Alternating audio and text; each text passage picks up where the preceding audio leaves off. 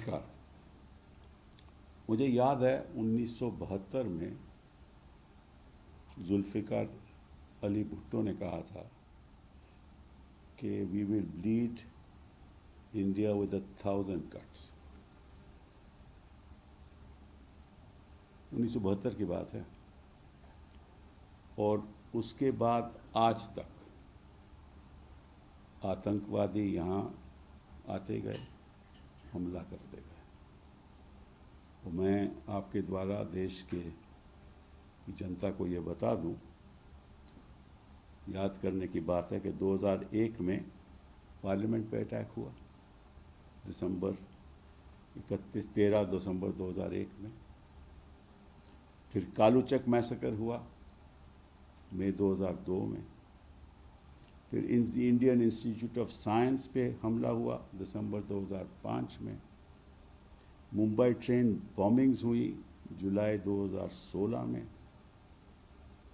Mumbai outreach हुआ नवंबर 2008 में।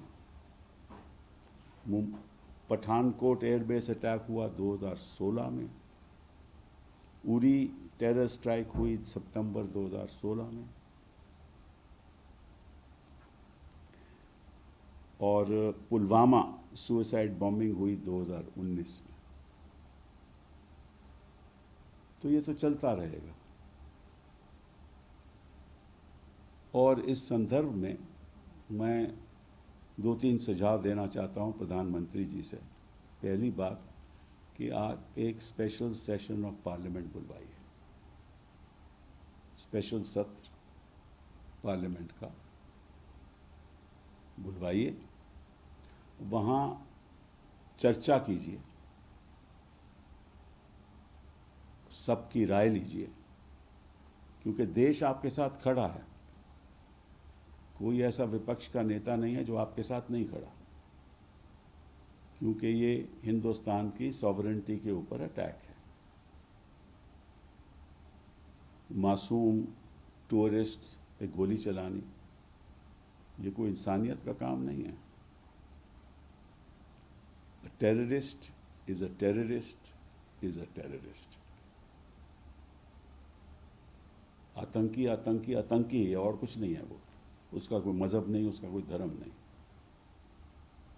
और आतंकवाद से वो अपने जो इश्यूज हैं पाकिस्तान, वो दुनिया के सामने लाना चाहता है। और उसी संदर्भ में वो सोचता है कि भैया हमारी जो मिलिट्री सिस्टम है पाकिस्तान का वो बरकरार रहेगा। ये तो हुई टेरर अटैक्स की बात। तो मैं क्यों कहता हूं कि सत्र बुलाना चाहिए। पहली बात तो एक रेजोल्यूशन पास होना चाहिए, यूनानिमस रेजोल्यूशन, जिसमें जो देश की भावना है वो स्पष्ट तरीके से अंतर्राष्ट्रीय देशों तक पहुंचनी चाहिए कि हम सरकार के साथ खड़े हैं, देश इकट्ठा है, इस पे कोई मतभेद नहीं है और हम इसको टॉलरेट नहीं करेंगे। पहली बात ये, अगर हम रेजोल्यूशन पास करते हैं कि as a country we will not tolerate it, तो निश्चित रूप से हमें हर बड़े देशों में, Africa, United States, Europe, China, Japan, Australia, New Zealand, Russia, South America delegations भेजनी चाहिए, जिसमें सरकारी एमपीज़ भी हों, भाजपा के एमपीज़ भी हों और विपक्ष के एमपीज़ भी हों।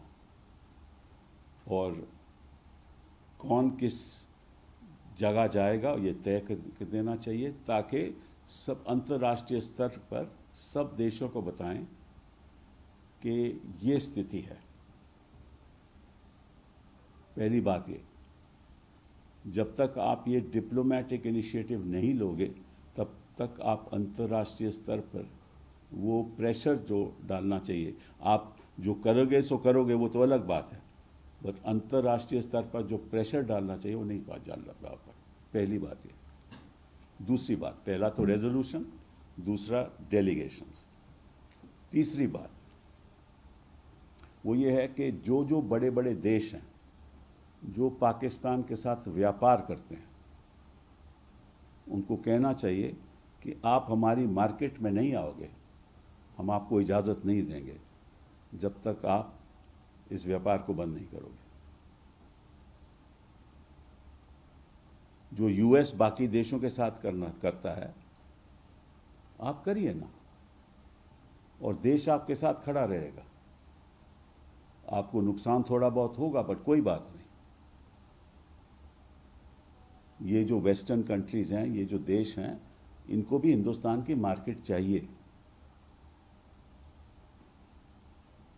और हर डिप्लोमेटिक इनिशिएटिव में ये बात रखनी चाहिए कि आप अगर हमारी मार्केट चाहते हैं तो ये बंद करो। यूनाइटेड नेशंस द्वारा प्रेशर जाना चाहिए।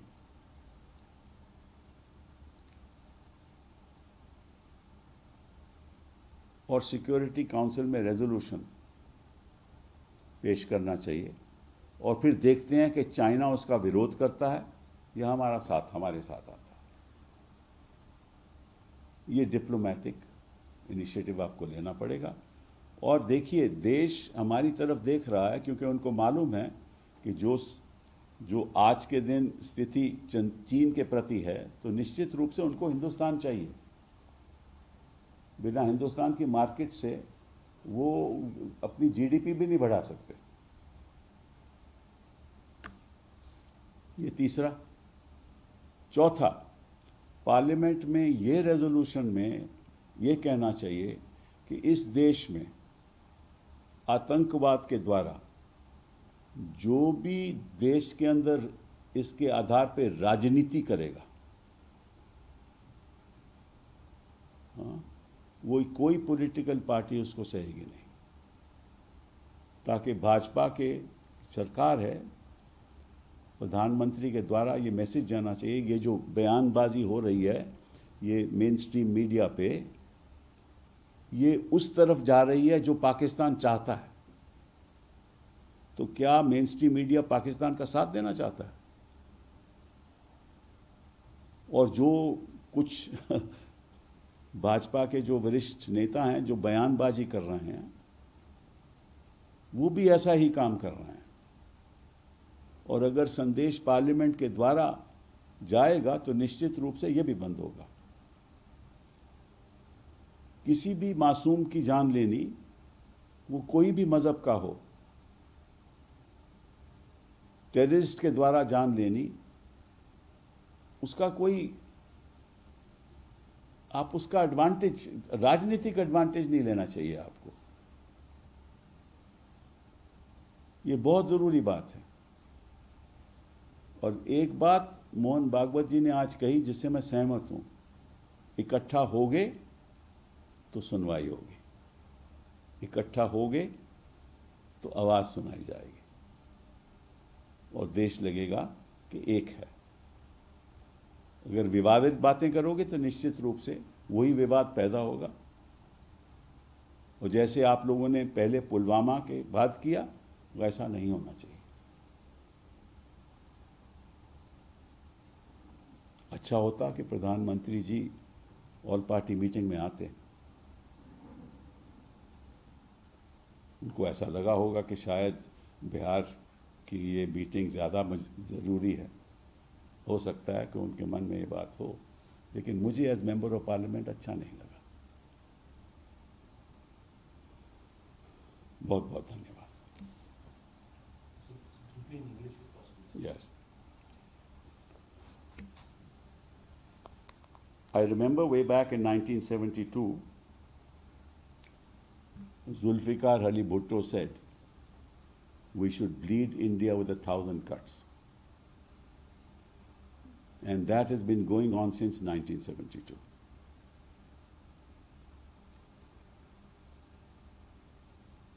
Since, in fact, 2000. December 13, 2001, attack on Parliament. Kaluchak massacre, May 2022.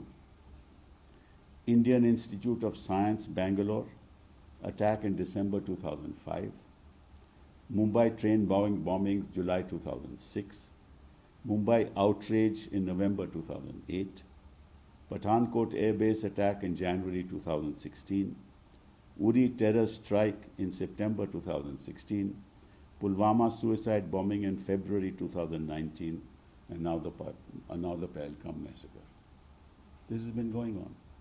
This will not stop till we take some hard decisions. And this is a time when the country is standing together. This is a time when all opposition parties are standing together with the government and wanting the government to develop a strategy, not some knee-jerk reaction, but to develop a strategy as to how to deal with it. But before you do that, it is my earnest request to the Prime Minister that there should be a special session of Parliament to discuss this issue. Both Lok Sabha and Rajya Sabha should have a discussion on this. Members of political parties should be allowed to express their views, and the message will be to the rest of the country and the rest of the world that we stand together. India stands together. 140 crore people of India stand together. That message must go. That's number one. But that's by itself not enough. Second, that we should have a diplomatic initiative, and we should have delegations of members of parliament belonging to the ruling party, the coalition partners, as well as the opposition, to go out to major countries in the world, in Europe, go to the United States of America, in South America, in Africa, to China, to Russia, to Australia, to New Zealand, to Japan, to other parts of the world, to South Asia, countries in South Asia, to send a message and explain to them the terror activities being continued relentlessly. And this is the first time that tourists have been targeted. This has not happened before. And this is to bring the issue of Kashmir back on the international scene. And this is the attempt of Pakistan. In any case, Pakistan is a failed state. And to continue for the military to have its say in the affairs of Pakistan, this is being done. Number two, so therefore session of parliament, delegations all over the world. Number three, the major countries of the world who trade with us and who trade with Pakistan should be told that if you want to trade with us, you must incrementally, or you must in a phased manner, start reducing your trade with Pakistan. Unless that message goes, after all, the world needs India, other than China, we're the biggest market in the world. And the fact is that in the present situation, global situation, there is a China plus strategy that the global community is adopting, and that plus is India. So they need India. So certainly we can put pressure. After all, this has been done by the United States in other countries of the world. So that's number three. Number four, the resolution must also say that a terrorist is a terrorist is a terrorist. He has no religion. And that those belonging to political parties should not use this as an opportunity for political purposes. It was done in Pulwama. It should not happen again. And I'm sorry to say that some members of a political party have already started doing this, and especially the mainstream media. You are actually walking on very dangerous territory. And I agree with Mohan Bhagwatji when he said that, look, we must stand united at this point in time. It's only when we are united that our voice will be heard. We have nothing against the people of Pakistan. We have nothing against anybody else. It is the establishment in Pakistan that is doing this. And in the process, only innocent people are killed. So this must be done. And then one last issue that I want to flag. I remember way back in 2005, we have decided to fence the border. And that fencing to some extent has reduced the infiltration, because in the year 2000, infiltration was in thousands. Today it's in hundreds. About 100, 150 infiltrators today, terrorist infiltrators today. So there is 20 to 30% of that border leakage has taken place. There is also a comprehensive integrated border management system, which was started by this government in 2016. And the date for completion was 2018. That was not done. It was extended to 2023. That was not done. It's now been extended to 2025. So in the resolution in Parliament, we must also stand together and say, no matter how much money is required, this comprehensive integrated border management system must be completed as soon as possible with the latest technologies. And if Israel can identify people that come across the border, why can't we? And that the requirement for this should be met with by the government, and all parties will support it.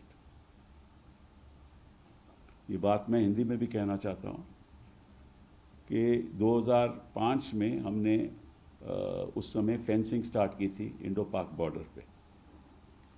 तो वो fencing चलती रही, और उसके बावजूद भी, हालांकि 2000 उस समय हज़ारों की तादाद में टेररिस्ट आते थे, आज वो तादाद कम हो गई। अभी 100-150 टेररिस्ट यहाँ आज भी हैं कश्मीर में, पाकिस्तान से आए हुए। तो कम हो गए हैं, लेकिन फिर भी 20-30% फेंसिंग में कमी है। उसके बाद 2016 में इस सरकार ने निर्णय लिया कि हम यहाँ एक comprehensive integrated border management system को लागू करेंगे, और 2018 तक वो कंप्लीट होना था, लेकिन उसकी डेट बढ़ाई गई, 2023 की गई। अब उसकी डेट बढ़ाकर 2025 कर दी गई है।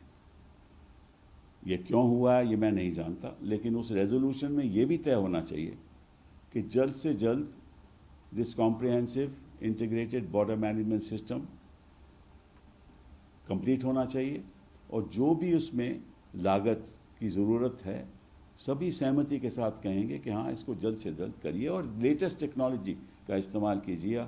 आफ्टर ऑल जो इज़राइल है वो भी अपने बॉर्डर पे हमास के लोगों को नहीं आने देता, तुरंत उनको पता चल जाता है। तो there are sensor, there are imagings. होता क्या है कि यहाँ जब बर्फ़ पड़ती है, 15-15 फुट की बर्फ़ पड़ती है कश्मीर में, तो फेंसिंग भी टूट जाती है, तो उस समय ये सिस्टम वर्क नहीं करते। तो कोई ऐसा साधन हमें तैयार करना पड़ेगा, और जिसमें जो भी पैसा लगे वो सबके सहमति के साथ उसका हमें सपोर्ट करना चाहिए। ये भी बहुत एक ज़रूरी बात है, क्योंकि आतंकवादी तो वहीं से आ सकते हैं ना। बहुत बहुत धन्यवाद।